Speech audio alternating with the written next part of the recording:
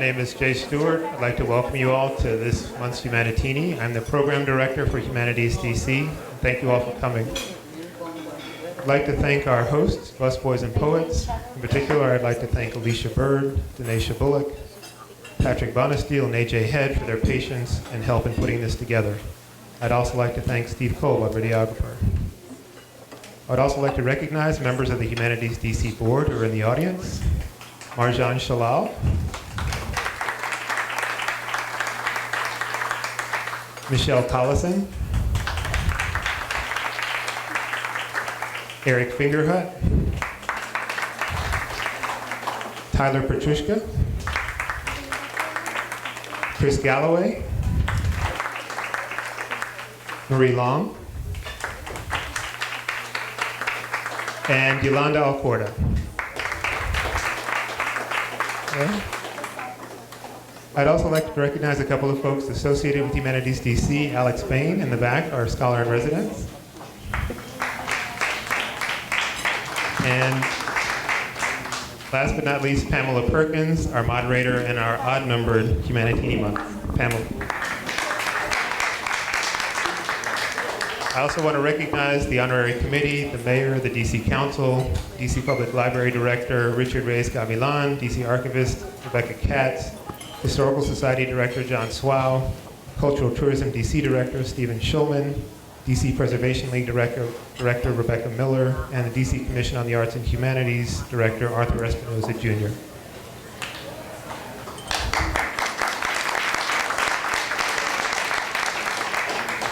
I would also lastly like to recognize the sponsors for this event. That would be Busboys and Poets, again. Also DC Brow and A Creative DC.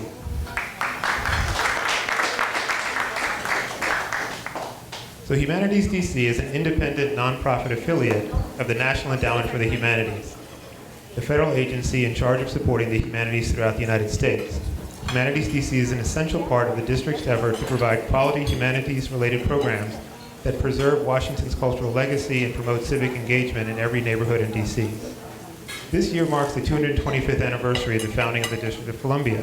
As part of the celebration of this event, starting in January and continuing monthly for the rest of the year, we're holding panel discussions of scholars and contemporary commentators to discuss the highlights of a series of 20-year periods in the history of the district, and to link the events of the past to present-day issues and concerns of district residents. HumanitiesDC hopes to illuminate the often overlooked local history of the nation's capital and to define aspects of the unique contemporary culture of the district. Given the cultural and economic changes taking place in the city, we believe that reflecting on what our history has to teach us about the present is both timely and important. Today's topic is former Mayor Marion Barry Jr. and DC as the Dream City, meaning the place that epitomized the African-American dream of racial uplift and progress in the aftermath of segregation. The time period under review, 1971 to 1991, encapsulates the political rise of Marion Barry, first to the school board, then to the DC Council, and finally to the mayor's office. It was a time period of great excitement, but also of controversy. In effect, this time period marked a second Reconstruction, with echoes of the first one from 1865 to 1887. Here to discuss the time period are three of his former officials, and two journalists who covered DC politics and the mayor in particular. I'd like to recognize Cortland Cox,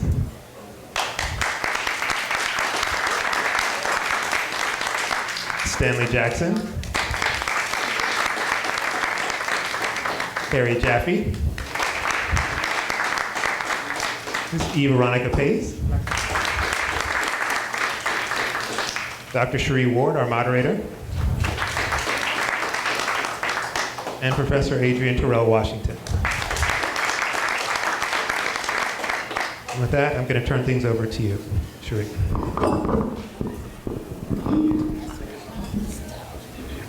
Good evening, everyone. How are you? Now, you know, it's Thursday night. I understand that we had a long day. But this is Humanitini. And Humanitini is a discussion, an interactive give and take. So now you can't come back with, hello, good evening. How you doing tonight? Good evening. There you go. Now clap your hands and let us have some liveliness in here. That's what I'm talking about. So as we go through with Humanitini, I am Dr. Cherie Ward, your moderator, and my job is basically to keep everybody on key, on time, and on point, and I do that so well. And in addition to that, Humanitini is not only about the discussion, but it is about your input as a part of the audience.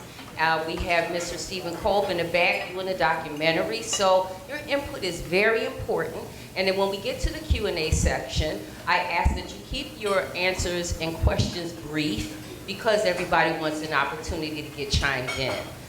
This is also about entertainment. So you're gonna hear a little bit of poetry tonight, a little bit of spoken word. So it's a well-rounded Thursday evening, and what we really need is your energy. So good evening and welcome to Humanitini. Come on, give it up, give it up. And so at this time, we're gonna get our discussion started, and we're gonna start with our first presenter, Mr. Courtney Cox. Give it up for Mr. Cox.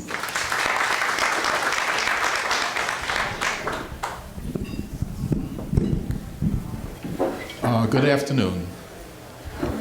In order to understand Marion Barry, the politician of the 1970s, 1980s, and 1990s, one has to understand America at the time of his birth. Marion Shepoloff Barry was born on March 6, 1936, into an America where segregation was the law of the land.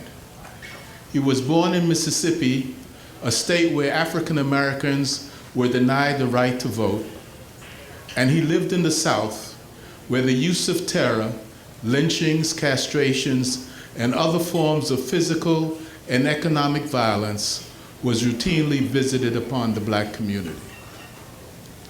Despite the segregation and the weight of the oppressive society, Marion was able to get an education that allowed him to earn both a bachelor's and master's degree in chemistry. He also completed some work on the study on the requirements towards earning a doctoral degree. Of his many accomplishments as a young man, Marion was most proud of attaining the status of Eagle Scout. In February 1960, he attended a meeting of students from the black colleges across the country at Shaw University in response to the sit-ins in Greensboro, North Carolina. The meeting resulted in the founding of the Student Nonviolent Coordinating Committee, also known as SNCC. Marion Barry was elected its first chair. I met Marion Barry in 1960. He was 24 years old, and I was 19. We were both members of the Student Nonviolent Coordinating Committee and remained friends for the next 54 years until his death in 2014. Marion and I, along with members of the SNCC throughout the country, engaged in freedom rides, sit-ins, and other forms of civil disobedience to put an end to segregation in interstate travel, housing, education, public accommodation, and other areas of American life. In 1963, Marion and I, along with other SNCC members, embedded ourselves in communities in Mississippi, Southwest Georgia, Alabama, and Arkansas to get the black community, many of them sharecroppers, picking cotton for $3 a day, the right to vote. As we worked with and in the communities to register black people, SNCC members, along with members of the local communities, were routinely beaten and faced jail. In the mid-1960s, SNCC sent Marion Barry to Washington, D.C. to help raise money for the ongoing freedom struggle in the South. However, while Marion was engaged in raising funds for the Southern movement, he decided to participate in the movement to make life in Washington, D.C. less segregated. He found a community where the owner of the D.C. Transit, the then public bus system, made it known that he would not hire any black bus drivers, because he thought they would steal the bus fares. In those days, the Washington Post had ads that were for the black community and the white community, and the school system had a two-track system that essentially segregated whites and blacks. In 1967, Marion decided to co-found Pride Incorporated to create job programs for unemployed black men so that those characterized as street dudes would have employment. In 1978, Marion, the Young Turk, challenged the political establishment in Washington and decided to run for mayor.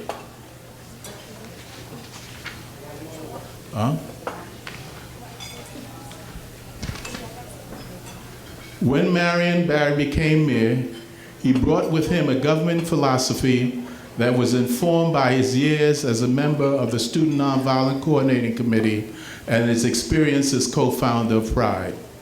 The keystones to the Barry administration were the establishment of effective and efficient government, political and economic inclusion, and diversity throughout his administration. Therefore, Marion made sure that the district government had a budget that was balanced. He also had an administration that had some of the best and brightest public administrators, most of them African Americans. He made sure that the boards and commissions had members from all 8 wards, racial backgrounds, ages, sexual orientations, and incomes. Marion made sure that he used the bully pulpit of the mayor and the financial weight of the district government to ensure that African American business persons and professionals were included in the economic lifebloods of the district. Let's give it up for Mr. Courtney Potts, former Director of the Minority Business Development Office. Our next speaker up will be Mr. Stanley Jackson, former Senior Analyst in the Department of Finance and Revenue. Again, good evening, and thank you for hosting this event. I want to start with the early 80s, during his first administration, when I was truly fortunate and blessed to be one of the first of 2 hires of the first female African American who was the director of the, at that time, the Department of Finance and Revenue. Currently it's referred to as the Office of Tax and Revenue. A colleague of mine, Jeff Humber, he and I were the first 2 hires of Carolyn Smith. What was so daunting to me as a young man is to meet someone who I looked at as an icon. And the first statement to me in my first meeting was, failure is not an option. That has resonated with me throughout my entire career. Being a senior analyst, coming from private industry, I was in finance as a vice president of a local bank out of Virginia. I had now entered to government and was totally foreign to that experience. And the majority of management at senior levels did not look like me. So it's very challenging when I would ask for meetings to talk about their mission, their roles, their responsibility, and how do we create a much more efficient process. My first 45 days were extremely challenging, and what I was told by both the mayor and my director, once again, is that, Stan, failure is not an option. You have to figure out how to make it work, figure out how to get people to meet with you, figure out how to bring me a resolution to how the agency is operating. And with that charge, my demeanor changed. I realized that failure was not an option. Therefore, we began to have very serious meetings. Some of them were very contentious initially, but I guess it was just my relentlessness not to quit, not to fail, that resulted in having very substantive meetings.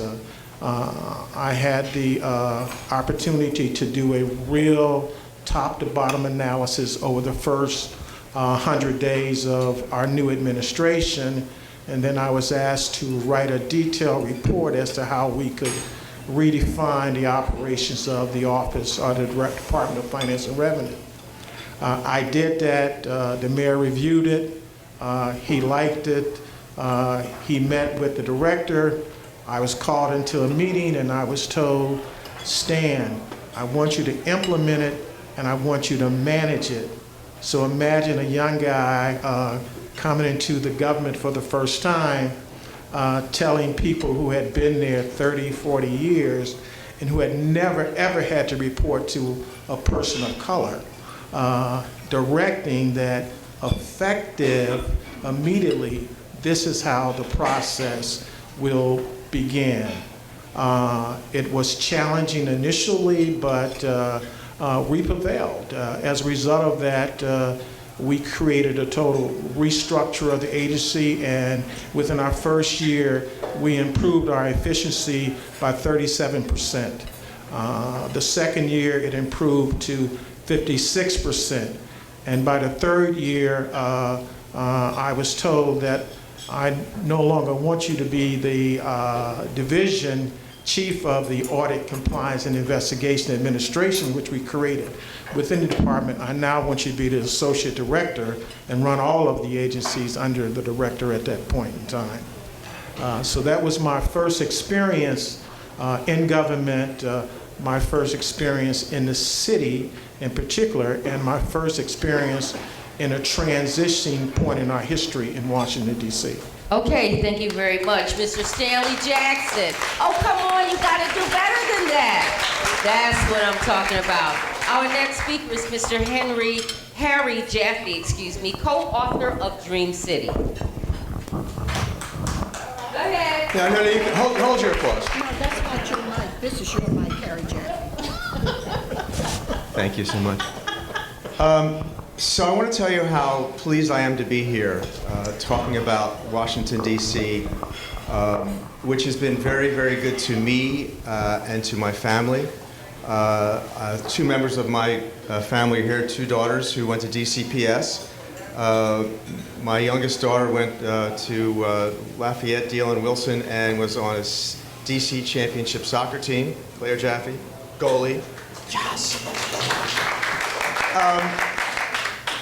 So I want to start with the end, because I'm going to be talking about the subject here tonight, and the span of time is 71 to 91.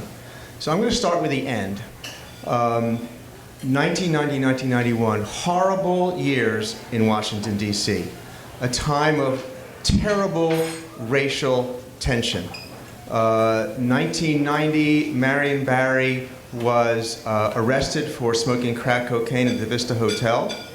The late 80s and in 1990, there were 489 murders in the District of Columbia. Now we have maybe 100. Consider the fact that there was more than one person killed every day in this city. We were living in a crack epidemic. The racial tensions were palpable. I remember going down Maryland Avenue Northeast one afternoon. Two people were fighting over a parking space, one black, one white. They were about to get into fisticuffs, and I literally stopped my car and said, do you really want to fight over a parking space? But the racial tension in Washington was so awful that that was the sensibility. It's not the city that we live in right now. Much more racially polarized. African Americans east of Rock Creek Park, absolutely east of the Anacostia River, and west of Rock Creek Park was almost all white. I called it Upper Caucasian, because there were only white people, by and large, in this neighborhood. I'm going to go back to 1971, which is the beginning of this period of time. Marion Barry was 35, 36 years old. He was a politician on the rise. He came to Washington from SNCC, a brilliant, brilliant analyst of political territory. He saw how polarized Washington, D.C. was. He knew and analyzed the fact that white people, white businessmen, white politicians controlled Washington, D.C. from Congress and also from the Greater Washington Board of Trade. And Marion successfully used that racial polarization to build his own political machine, which he did quite successfully. Successfully enough that he used that to rise to power slowly but surely, from the school board to the city council to his mayoral run in 1978. Marion Barry won the Democratic primary in 1978 by 1,500 votes against two extremely well thought of, well prepared competitors, Sterling Tucker and Walter Washington. He won in part because the Washington Post editorialized on his behalf 7 times. And Marion used his time in office extremely well, especially at the beginning. He opened up the city hall to African Americans who'd been closed out for hundreds of years. He gave contracts to African Americans. He created a black middle class. He brought, as Cortland said, he brought all African Americans, women into his government. But Marion Barry also, over those 2 decades, left a trail of failure. He did not really help the schools out at all. The beginning of the decline of the schools in Washington, D.C. was aided and abetted by his time in office. He failed to train people to work well in government.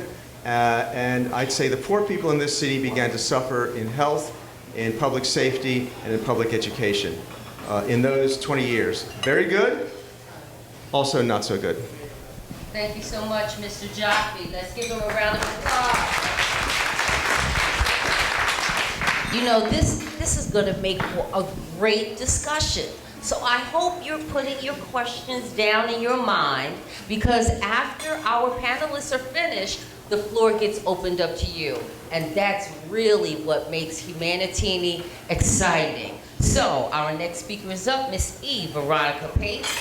And she is a native Washingtonian and former director on the Office of Aging, and currently a professor at the University of the District of Columbia, and my colleague. Please give her a round of applause.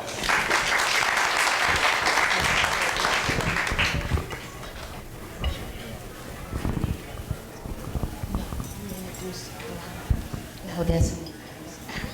What you said, Washington. Yeah. I had an error. It's okay, sweetheart. She is Miss Pace, but she is not my colleague and a professor at the University of District of Columbia, but she's my colleague for the evening, so we're gonna still applaud That's that. fine. How about that? How about that? Okay. Good evening, one and all, and happy Rosh Hashanah. Yes. I'm so glad that you are here, and I would be remiss if I didn't acknowledge some of my very dear friends of many years here. And I saw Io, I see Dory, Elena, ¿cómo está? Bien usted? Yes. And we all go back a long ways, and many other folks who are here as well. When I listened to Harry Jaffe, whom I've known for a long time, and as well as his co-writer of Dream City, Tom Sherwood, who I admire so much, I kind of thought I was at the debate and listening to somebody talk about Donald Trump. Okay? My story is different. I am a generational native Washingtonian, born here, raised here, school here, churched here, retired here. Thank you. I am a product of the segregated public school system that Cortland spoke about. I also know very well the racial tensions that were in this city. And when you could not go in a department store, you could not go in what is now the Wilson Building, except eventually on the basement floor to pay your water bill. I have lived or worked in every ward of this city. I worked for the District of Columbia for nearly 40 years. So I think I know a little something about what Washington, D.C. was before Marion Barry, and a little something about what it became after Marion Barry. As far as, and by the way, I now live west of the park, thank you. But I would be happy to live anywhere in this city, in my hometown.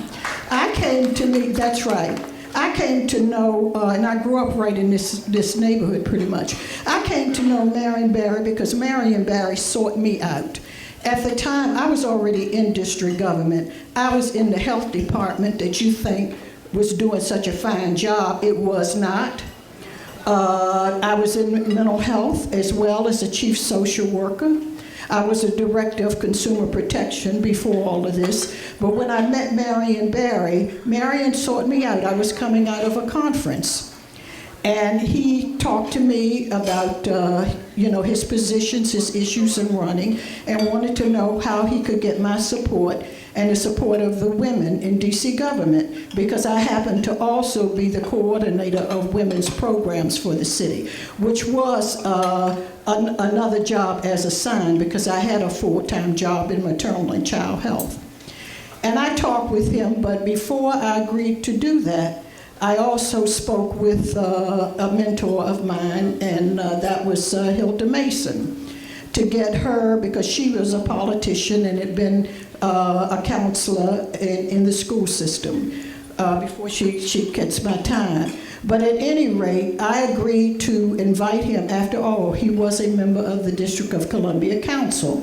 He had been president of the school board.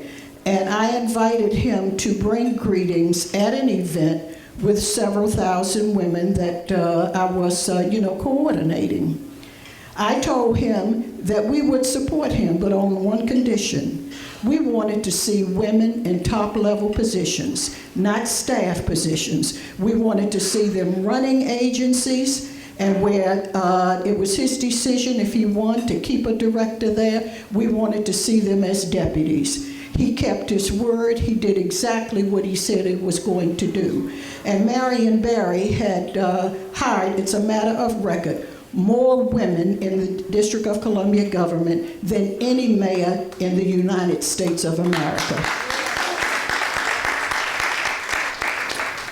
Where there was a deputy position to be filled, if they didn't have someone at the ready, I was asked to recommend someone. And with all of the women that I knew and was engaged with, I knew how to do that. We know how to do that, don't we, women? And we still do. And it didn't mean that we didn't love the men. The former mayor, Walter Washington, a wonderful, wonderful, talented man. But he had 12 directors under him. I used to call them the disciples.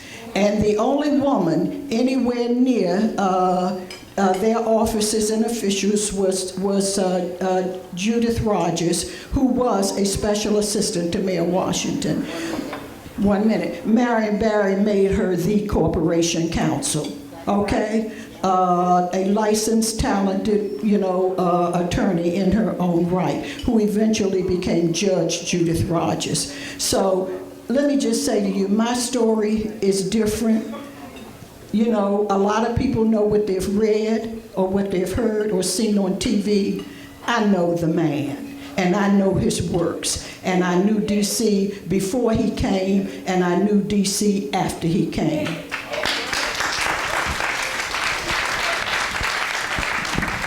Thank you so much, Ms. Pace. And now our final presenter for the evening, Ms. Adrienne Terrell Washington, who is an adjunct professor of English at the University of District of Columbia and my colleague. Give her a round of applause, please. Good evening, everybody. And I'd like to give a shout out to everybody as a native Washingtonian, including me. And I'd like to give a shout out to my students who showed up. Extra credit.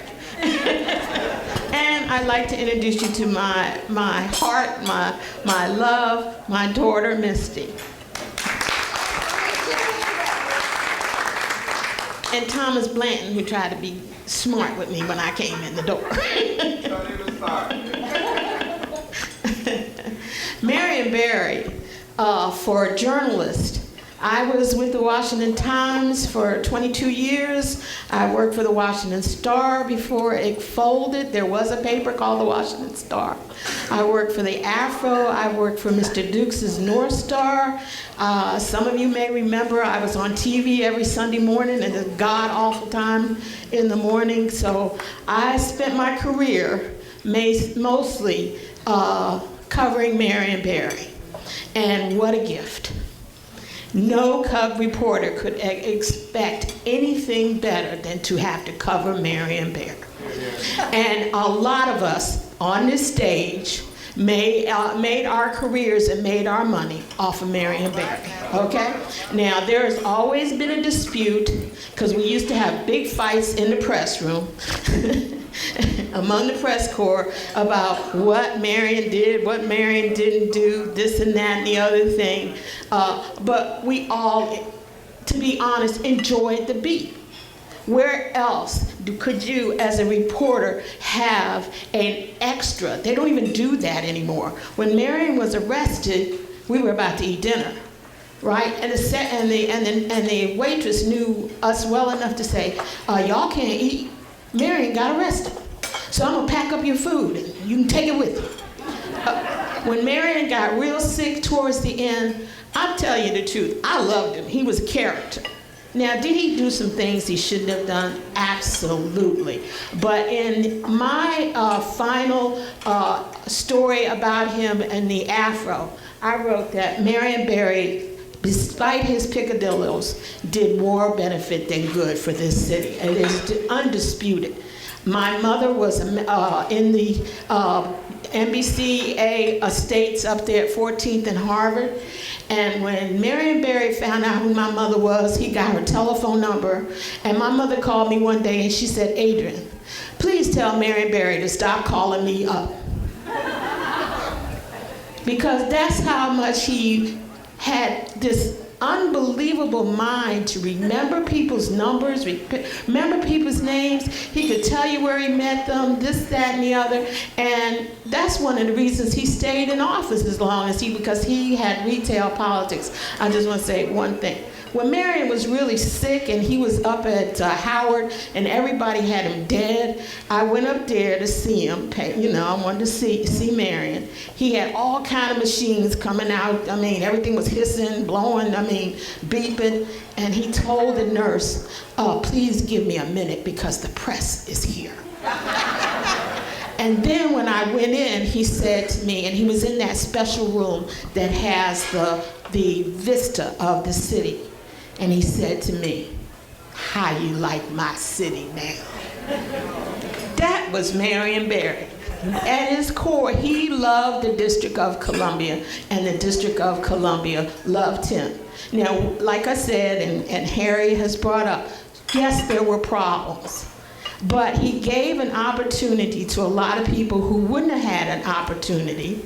I wouldn't have had that beat if he hadn't been a black mayor in a black city. Okay, so I owe some debt to him for my career also, but I want to say that in hindsight, as he's remembered, I'm just going to tell you just one little story. Joe Johnson told me that the night that Marion died, do you know what he cared about? You know what was on his mind? He was bugging them to get those turkeys for the Thanksgiving dinner. That was the last thing Marion Barry did. And I think that says more about him than anything, right? And I'll stop there because I know we're gonna talk more. Oh no, we're gonna really talk now. No, you can't have another minute, but now we can open up the floor and we can make it all a part of the discussion. No, I can just go on. No, I understand, but now is the part where our audience gets to take part in the discussion, so maybe you'll get a chance to address that point. I'm going to turn the mic over to Mr. Stewart. If you have a question, please raise your hand. I see Mr. Donald Temple in the audience, so we'll start with him first.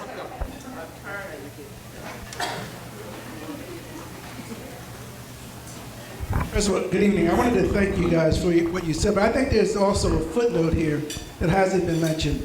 Because DC is not a state, It's a city that's a bastard politically. And I think that I worked on Capitol Hill during the 80s, and I was an appointee of Marion to chair the police board in '89. But there are a few people whose relationship Marion engendered, because today we take the $13 billion budget that the city has and the way that we function for granted. But it's not, and it was a process. And I think that Marion doesn't get credit for the fact that during the 80s, a gentleman by the name of Ron Dellums on the DC committee was a steward for the District of Columbia. And I would say behind Ron Dellums, there was a man whose name is very seldom said, who was Ed Sylvester, who was the staff director for the District of Columbia Committee. But the District of Columbia Committee was a place where a lot of political and financial decisions were made. And I gotta say that Marion Barry played a very significant role in keeping a Congress off of the throats of the District of Columbia, and then contributing to the development of a system that would, even though we are still a bastard legally of the Congress, to allow the district to grow politically and to manage itself to a maximum level of self-determination. And that's significant because that contributed to many of the programs that we see today. And Mr. Jaffe, I understand your perspective, but I respectfully disagree. I think that Mr. Barry put people in place, and he couldn't do it all in the complexity and perplexity of him coming out of the history of that civil rights struggle in the District of Columbia being where it was. He put people in place, and it was their responsibility to train and to develop. So he couldn't do everything, but he did many things, and it was unto the people who he appointed to make that circle complete. Thank you. Thank you, Mr. Yes. Well, now we'd like to Don't get me wrong.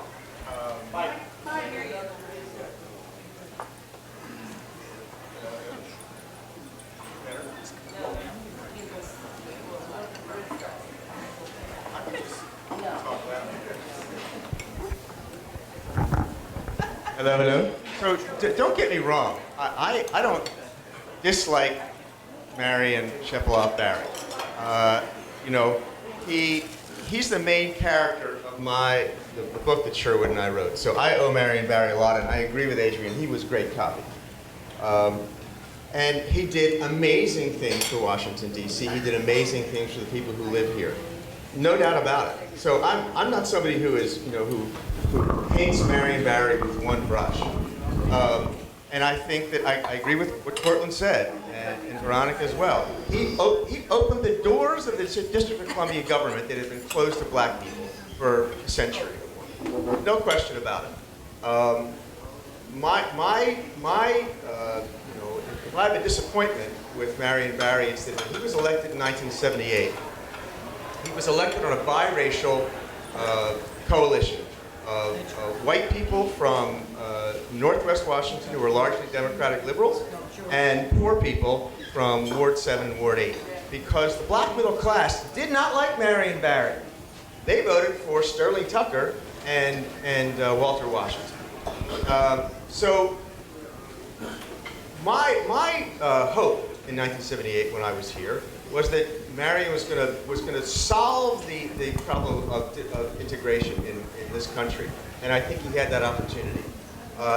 Instead, he basically moved his government and concentrated it on African Americans who had been disenfranchised for all those years. But in so doing, I think that he lost that biracial coalition that elected him.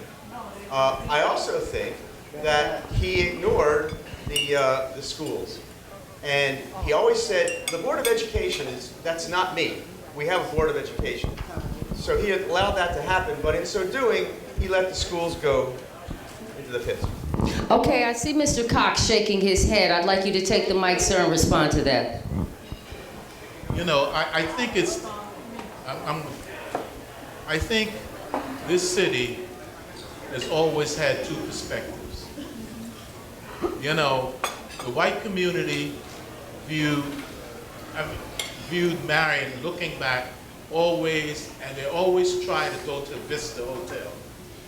One of the things that, you know, Harry Jaffe and others need to understand that after Marion got out of prison, he got reelected. Okay? He got reelected. And when he died, there were 9,000 people there. Thank you. He needs to understand why. And the white community needs to understand why. He was a beloved son. Let's take it back to our audience at this time. You will get a chance to respond. Put your hand up. I see a lady in the back with a cranberry sweater. We will take her question. Once it is addressed, if you have a question, please raise your hand so we can get to you. Thank you. Hi. Buenas noches. Buenas noches. My name is Elena Rocha. I was an activist in my community, and Mr. Barry has been for us an amazing person. And we really mean it. We don't beat down a guy who is down in my culture. You have to beat a person that's standing up straight. So every time they came to hit him a little notch down, it hurt. Now, I'm going to just tell you this way. First of all, we started to discuss with Mr. Barry about our position with DC government. We were not being hired. Oh, by the way, I was already in DC government, but he came out and helped us out and said that we should be able to speak up and do whatever we needed to do.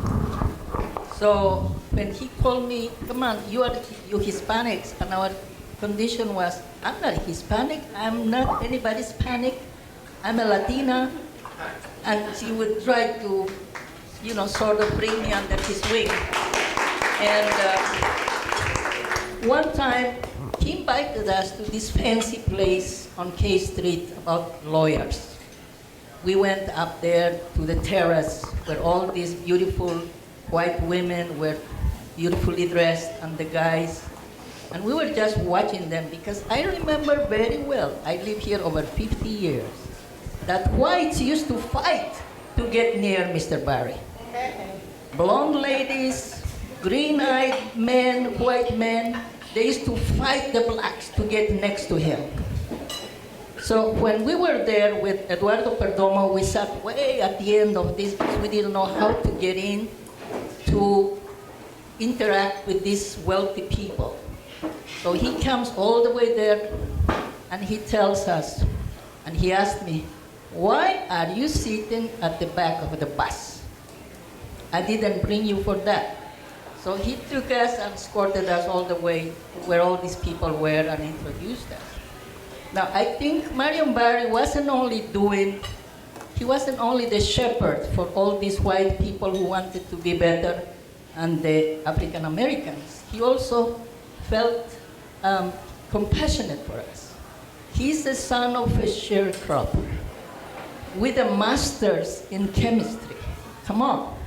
And he will bring his mother around these activities. And, it is amazing how he became the architect in this city because he created Ward 4. All the blacks who are now middle class, who went to college, who came, most of them from North Carolina, with a pillowcase in Greyhound bus.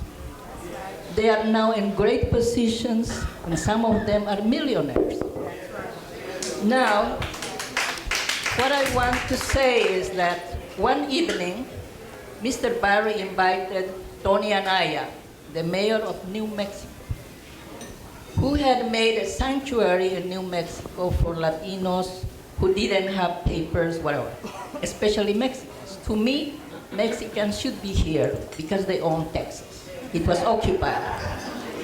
Now, I'm not from Mexico, but when Tony Anaya was there, Jesse Jackson and a bunch of people, he created Washington, D.C., a sanctuary for Latinos. Police were not allowed to ask, where are your papers, what is this? And guess what? They still asked me in the hospital one evening not too many years ago. Where am I from and where are my papers? What papers? I'm a citizen. Anyway, I don't want to take you all night on this, but I just want to make a point. I don't care how much people criticize him about smoking this or that. That's his personal life. But I think what he did for this community, helping everybody, bringing them up, it was between him and God, not between him and the news media, him and the people, the lawyers who wanted this or that. So he didn't have to explain anybody. He was human, and to me, I have to weigh a person not because how much they have or how good they look, but what have they done? I'm still waiting for 1350 Pennsylvania Avenue. Muchas gracias, senora. Give her a round of applause. Thank you. And on that comment, one of our panelists, Miss Adrienne Terrell Washington, would like to comment. I just want to say that as a journalist, it was our job to be a watchdog on the government. That was what we're supposed to do, no matter who is running the government. The thing about Marion Barry, and MB is what his friends called him, that was the disappointment was the potential that was lost. I think that is part of what Dream City's premise is, that it could have been even better. I grew up in DC. I grew up around where there were doctors and lawyers, and today they say children don't have black role models. We had more. I mean, we were on U Street. There were lots of businesses, and Marion came along just at the right time to sort of kick that up a notch, where the middle class was increased a tenfold. The problem was that people were very disappointed that with all that potential, with all that support, that it was his own problems that brought him down, because he was asleep at the wheel towards the end. And then you can't get around that. He had great people around him who propped him up. And that's how things like Cortland, like Stan, like Veronica did all kinds of things that I can't even, I wrote about her 100 times because of all the work you did. So, but it got overshadowed in Marion's own problem. There was still a lot of good things going on, but again, people were disappointed because they felt that his potential was not realized. He could have done more. Okay, thank you. Do we have another question or comment from the audience? The gentleman here. Please stand up and state your name. Please speak into the mic. Since I've been called out by my own girl. Anyway, I want to try to be short and disclose just a little. My name is Thomas Blanton. I do live in Ward 4. But I have a communications degree and a law degree. And I worked 14 years in the district government. Mr. Jaffe, the story here is about how the story is going to be told. Not necessarily the facts. How the story is going to be told. I'm working with Cortland and others in what we call the Black Power Chronicles. How the story is going to be told. Being from Texas, I'll just give you one example and then I'll go to Marion right quick. We all know the story of the Alamo from the movies. 300 people left the Alamo. Only about 160 got shot. Most of the Mexican army shot themselves. But what is the story of the Alamo to all of you who never been to Texas, never been around? Remember the Alamo. That's the battle cry. We grew up with that. Our public schools taught us that. Those of us who moved here, as was pointed out a few minutes ago, hopefully with more than a bag, with a Volvo and a wife, we were able to become who we are, to have 3 kids, to have 5 grandkids, to have 2 houses, to have 2 children who graduated from public school. We are able to do that because of Marion Barry. The story has to be told based on us. Okay, thank you, sir, for your comment. Can I get some more hands? I have a hand over here, and then we'll come back to the panel. Right here in the front, yes. Hi, I can't stand. Yes, we have a young person, a student from the District of Columbia. Hi, everyone. So I had to write mine down just to make sure I got everything in order. So I wrote, we cannot blame all of the city issues to one man. Mr. Berry tried, and that's what tonight is about, to celebrate what is possible today because of the things he was able to accomplish. The city had issues before elected mayor. The city had less issues after elected mayor. So my question is, why do we as residents of the District of Columbia focus so much on the mistakes a certain individual makes rather than trying to continue to follow the path Marion Barry opened for the city? For example, the youth employment opportunity for us youth. Last summer, I had the opportunity to work for a camp. It opened doors that I am now an internship at that school, and I'm studying for education. So I'm already working with children, second grade class, and gaining more experience.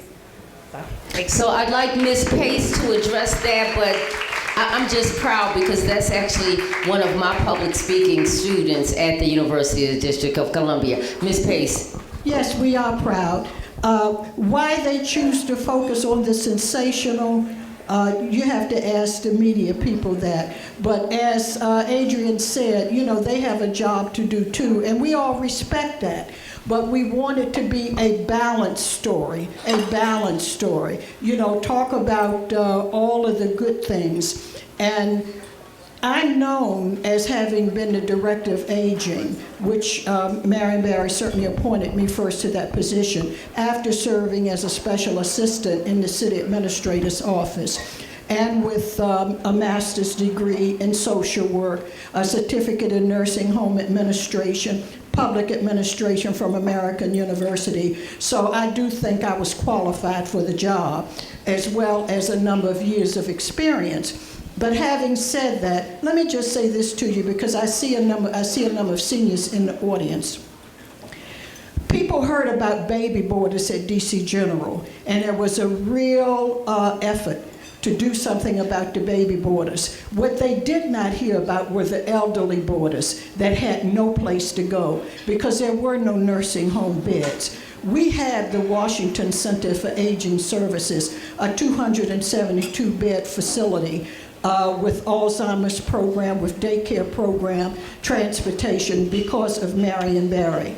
We have a network of senior services that emanated out of DC Law 1-24 that was legislated and promoted by Marion Barry. Walter Washington signed it, but it came out of Marion Barry's office and his committee. Some of you, if you live in other wards of the city, you know about our wellness centers. We owe them all to Marion Barry. I own a house in Ward 3. While they raised the money for that facility, I can tell you I was a co-signer of, and Stan I think was too, to give that property at $1 or $100 a year for the next 100 years. But I could go on and on about transportation services, about going from serving about 10,000 people to 80,000 people in the District of Columbia, going to a budget of just a few $1,000s, primarily in federal money, to a quadruple budget for senior citizens who love him. And I just want to say a final thing, because I have to disagree again with my friend here.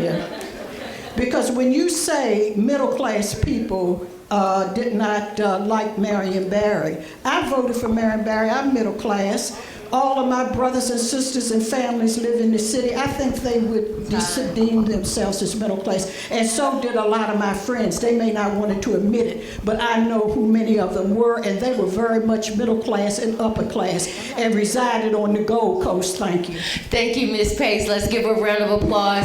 And at this time, one of our other panelists, Mr. Stanley Jackson, is going to comment. You know, listening here is just a continuation of the narrative that is continually out there for what I call progressive black people. Unfortunately, we have to be absolutely excellent. I have yet to meet anybody who is perfect. What I do say to you is that the narrative has to be ours. It's about his story, not your history, but his story. And I'm a product of his story. And not only was I blessed to work with him, I was blessed to be his friend. He took me under his wing and nurtured me all through my career. And he forced me to stretch beyond what I thought I could do. So from that experience, I went on to become the director of real property. I became the director of the Department of Housing and Community Development. I became the deputy mayor of economic development. I became the acting president of UDC. A black man doing all of this from the inspiration of someone who said to me that failure is not an option. We tend to look at our leaders as absolutely perfect, but we fail to look at the fact that the imperfection of the period in our history that he was working with, and all of the distractions that were intentionally put in his way to create barriers. But notwithstanding all of that, he was able to create this intergenerational experience, not only with our seniors, but he connected with the youth. And that was one of the first times I've seen in modern history a politician being able to have that kind of bandwidth. Thank you. Let's take a question. We have 2 questions over here. So we have 2 ladies over here and then this gentleman, and that may be about all we have time for.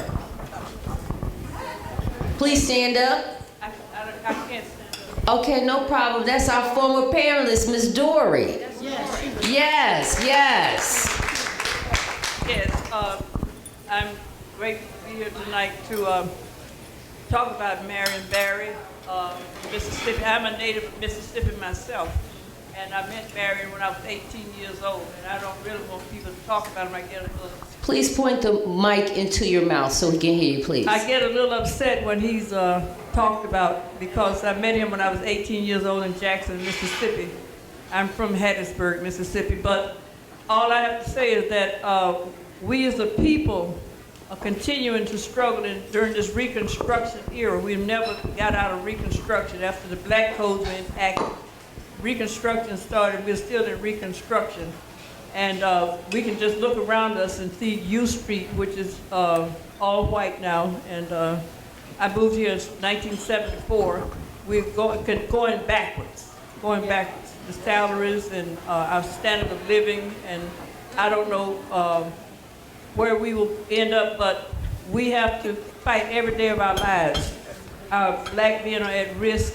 I'm thinking about Ida B. Wells and the Niagara movement and the anti-lynching program. Our black men are being killed in mass.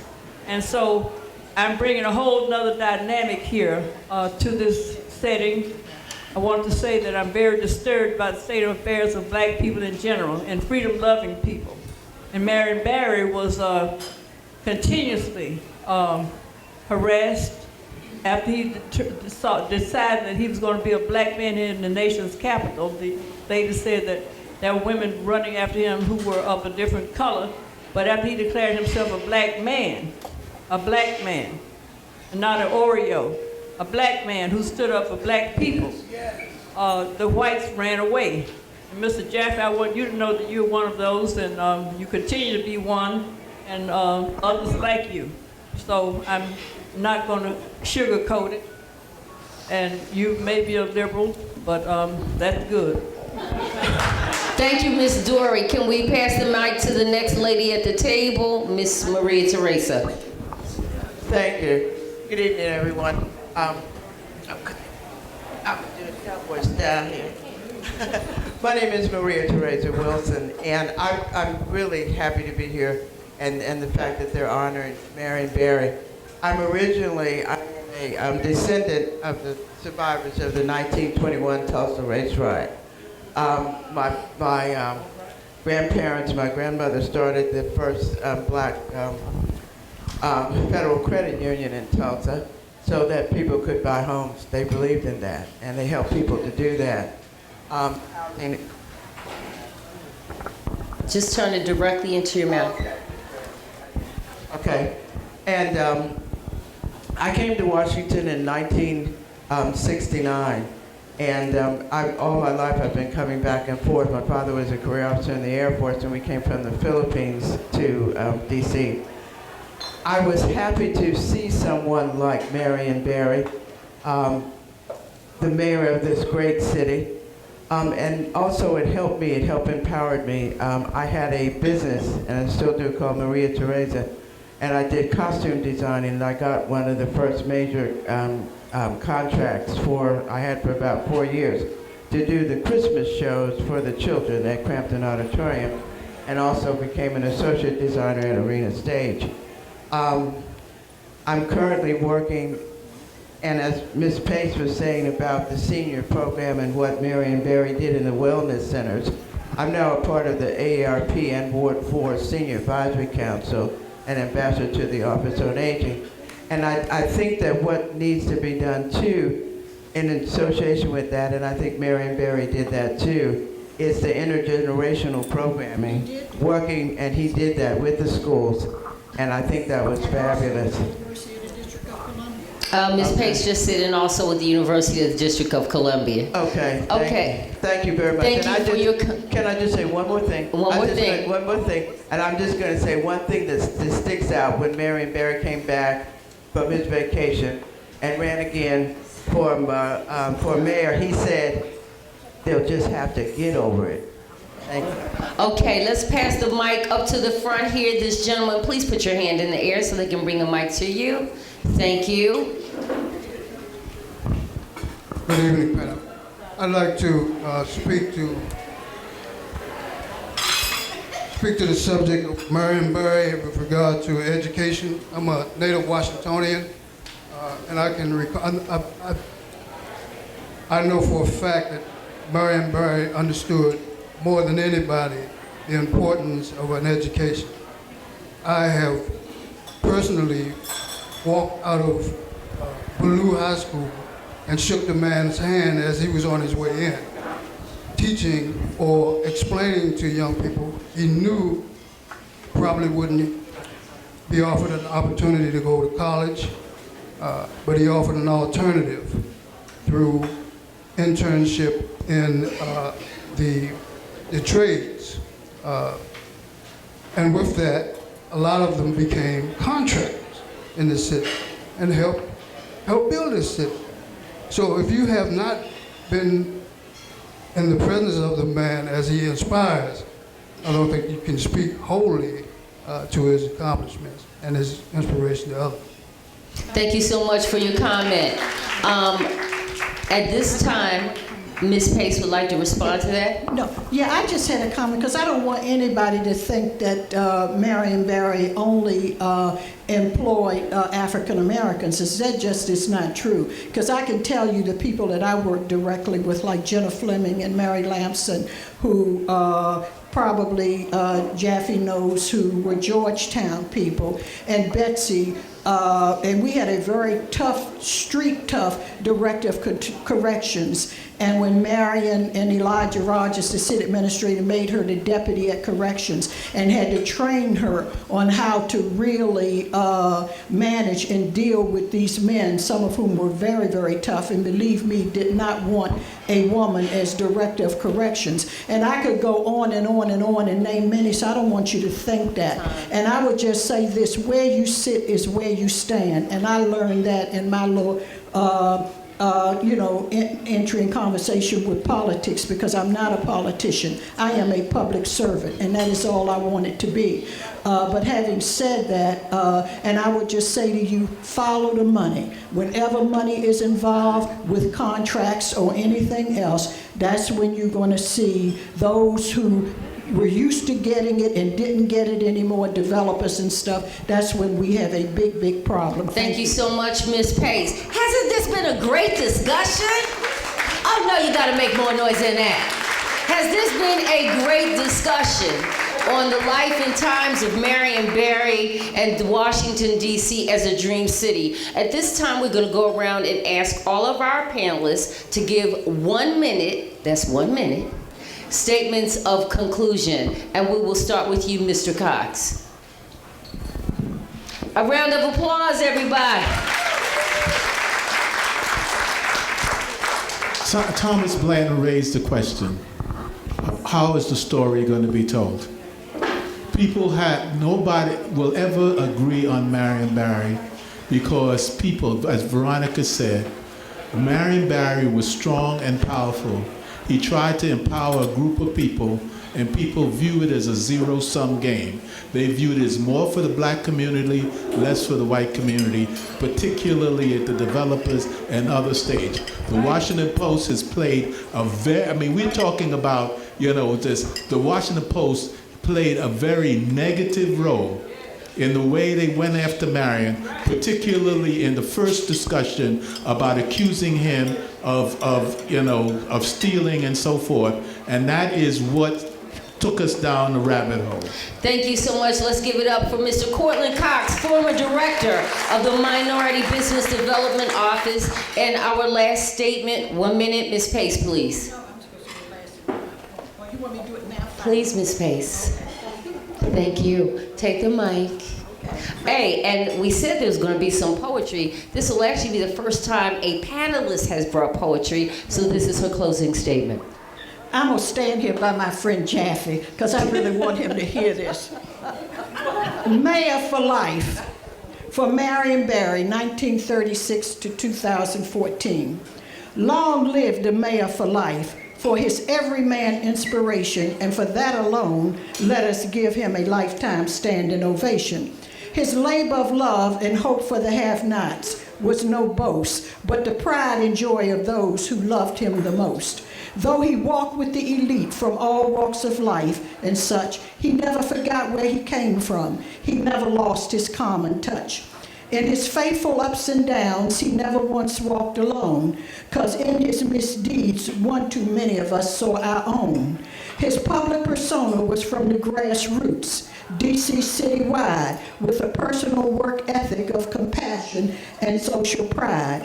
As mayor for life, he never failed to pledge his all in all, until the angel of the afterlife came to deliver God's call.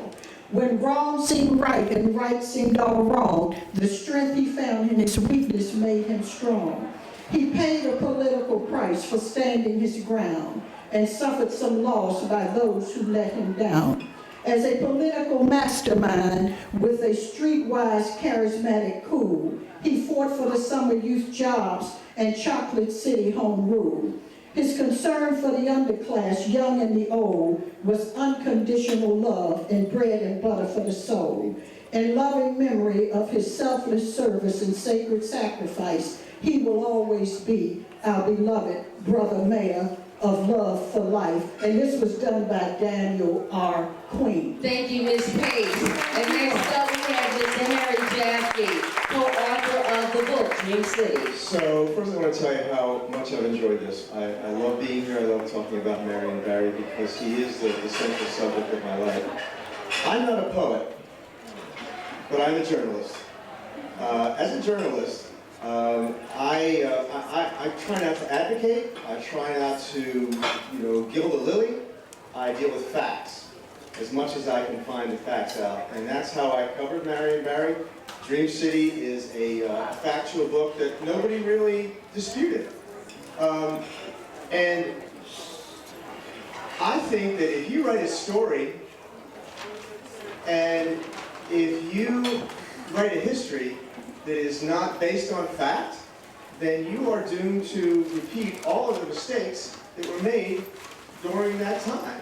And you have to learn from your mistakes, and you have to be clear-eyed about your leaders. I was clear-eyed about Marion Barry. He was terrific.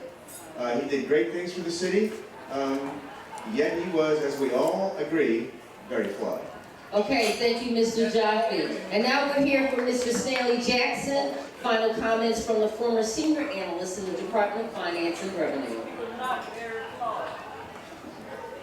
I just want to say that, one, I'm truly blessed and honored to be here. And I'm even more honored that we are talking about a legendary icon. It is so befitting for this moment because but for my mayor for life, he taught me things that I never knew could be possible. As a result of that, I have had the pleasure of following his footsteps to mentor 12 young African American men who are all college graduates and all contributing very successfully to society. And it's but for his tenacity and vision and for his friendship. I can say to you, the day of his death, he called me and had a conversation with me about the things he wanted to do for the city. And I had him as my guest speaker the following Sunday morning. So an hour later when I got the call that he had passed, I really thought it was a prank call because I had just literally talked to him within an hour. And so I still today am so amazed and humbled by the fact that he reached out to me knowing that he was being called to heaven at that moment to once again talk about his vision to serve people and people he loved. And to that, I will be forever grateful for having the opportunity to know that he was not only my mayor, but was my friend. Okay, thank you, Mr. Jackson. And our last panelist for the evening is Adrienne Terrell Washington, adjunct professor of English at the University of the District of Columbia. As I said earlier, my career as a journalist centered around a lot of covering Marion Barry, and we have written those stories. And I can tell you, as being one of the few African Americans in the newsrooms of the city during that time, it was not easy because there were many knockdown, drag-out fights in the newsroom when there were times when the editors didn't want to listen to what you had to say or what you knew was going on from the sources like Dory, like Veronica, who could tell you what was really going on. Tom, and towards the end, Marion and I, acknowledged how much we really liked each other, to be honest. And he always thought I was fair, and I tried to be fair. There were days I really criticized him also, because there were things that needed to be criticized. But there were also days where I gave him applause that needed to be given. Thomas asked the question, who will tell the story? I say the youth will tell the story. I teach at the University of the District of Columbia. I teach a class called Know the District of Columbia. And I always show the 9 lives of Marion Barry. And children, I call them children who have no idea who Marion Barry was. They have no intimate relationship with him. They are carrying their parents' memories of Marion Barry, and they're like, yes, my mayor. They know the story of Marion Barry, and I think it will not die as long as they know, like this young lady, that he was responsible for helping the youth. Oh, wow, that's fantastic. Let's give our panelists for the evening a round of applause. You've got to be better than that. All right, that's what I'm talking about. Make some noise. This is Humanitini Marion by the DC Commission on the Humanities. Again, I'm Dr. Cherie Ward, your moderator, and this has been a discussion about Marion Barry Jr. and Dream City. From 1971 to 91, Washington, D.C. was named Dream City because it captured aspirations and hopes. It represented a generation of African American leaders who changed the landscape and the traditional scope of what used to be. Newly freed from the grip of racial segregation after protests and demonstrations, political evacuations, but now, and on the front and backs of the grassroots organizations and small businesses would carry, the face of the city and a people was the newly elected Mayor Marion Barry, who was drawn from a struggle for civil rights and political fights, and from the streets to the suites, the new city was run by a man not discreet, but bold. There have been many opinions expressed here tonight about this man and how his story will be told. So thank you for coming out again for our discussion with meaning that ends tonight's Humanitini. Thank you, Mr. J. Stewart.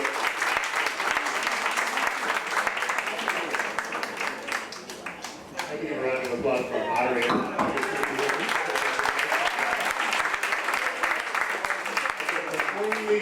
Before we break for the night, I have a couple of mundane announcements to make. Sorry, this is somewhat anticlimactic. The first one is please complete your surveys before you leave. It helps us quite a bit in shaping next year's Humanitini series. So please hand those back as you leave to Jasper at the door.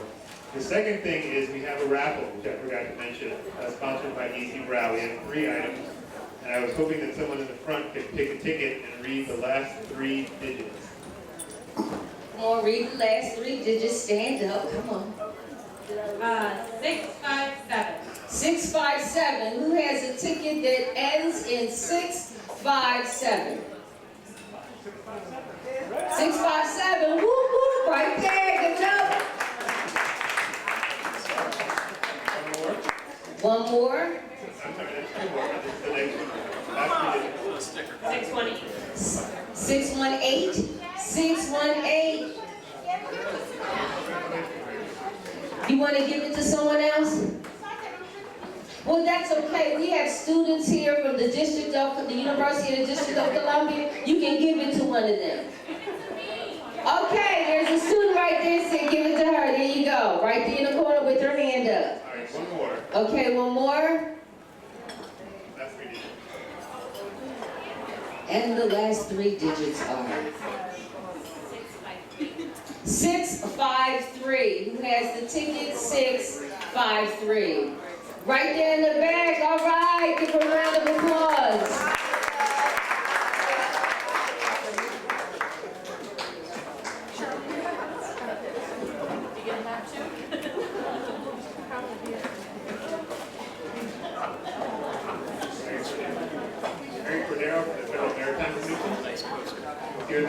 Yes, we have Mr. Mario Cordero, chairperson for the Federal Maritime Commission, here joining us tonight. Please give him a round of applause.